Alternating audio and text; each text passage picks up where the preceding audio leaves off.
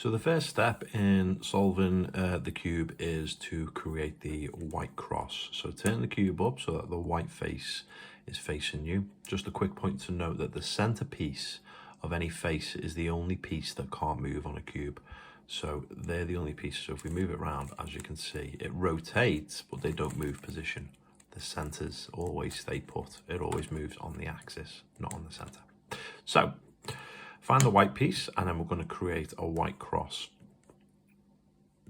First of all, there you go. We've got the blue and white here all ready to go. So we rotate this round to the blue face, because what we want to do is have the blue matching the white, because it needs to be on the right face when we match it. But the problem is our white and blue piece here is the wrong way around. So to flip it around, you rotate the front face, turn the right side up, and then rotate it back. And there you go, it's rotated around. We've got the green here, so we'll do that. In fact, no, we've got orange here, so we'll do orange next. So rotate the front face 180 degrees, and again, it's upside down.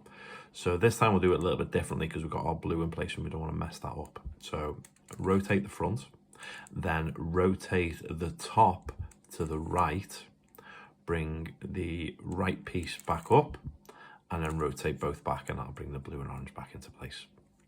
Okay, next we've got red. Red's already in position, so we just rotate that 180 degrees, and then red's done.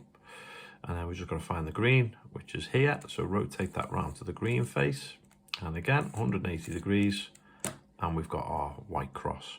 Now don't worry, you might have some white pieces here and here and here. Don't worry about that. We're not worried about them at the moment. What we want is to have the white cross and all of these colors matched.